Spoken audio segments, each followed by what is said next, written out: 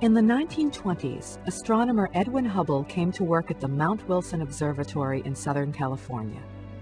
The observatory offered some of the most advanced technology of the time. Using George Ellery Hale's magnificent telescope, Hubble photographed the nebulae, faint clouds of light that were a mystery to astronomers.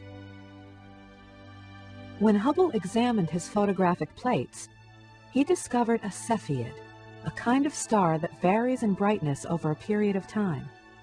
Hubble studied the variation in brightness and used the data collected to calculate the distance to the star. By his calculations, this star and the galaxy it's a part of were much further away than anyone had ever imagined, and the universe was much larger than the Milky Way galaxy. What he found was that the distance to M31, the Andromeda galaxy, one of, turns out, our nearest neighbors, is about 2 million light years. So people have been talking about the scale of our galaxy, 10,000, 20,000, 30,000, maybe 100,000 light years.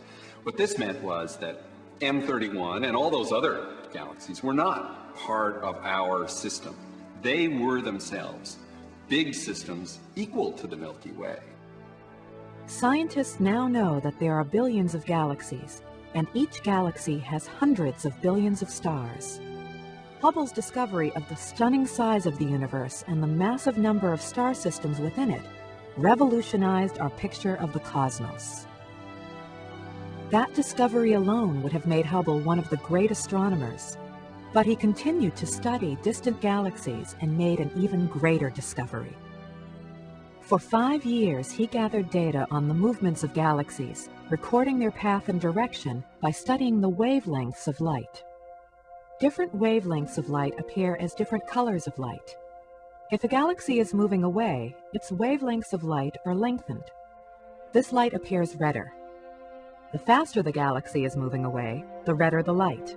If a galaxy is moving closer, the light wavelengths are shortened, so the light appears bluer.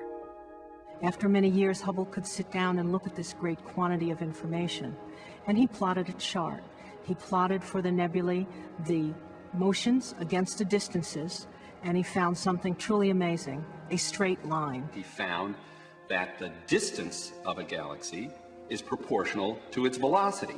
So as you go twice as far out, turns out the velocity is twice as big. You go 3 times as far out, the velocity is 3 times as big.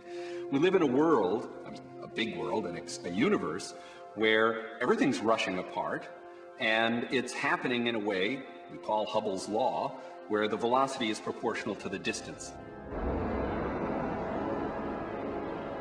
Hubble's startling discovery means that the universe is expanding, and that concept forms the basis of the Big Bang theory, which says that the universe began between 10 and 20 billion years ago from a state of enormous energy, density, and compression, and it has been expanding ever since.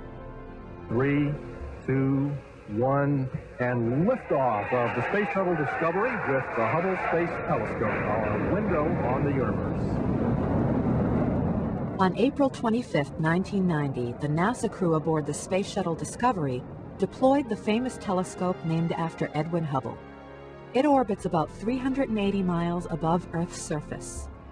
That high up, the Hubble can view the cosmos unobscured by Earth's atmosphere, 24 hours a day, 365 days a year. Technology has advanced since Edwin Hubble's time, but the work remains the same. The telescope's job is to collect images of stars in distant galaxies. These images help astronomers measure the age and size of our expanding universe.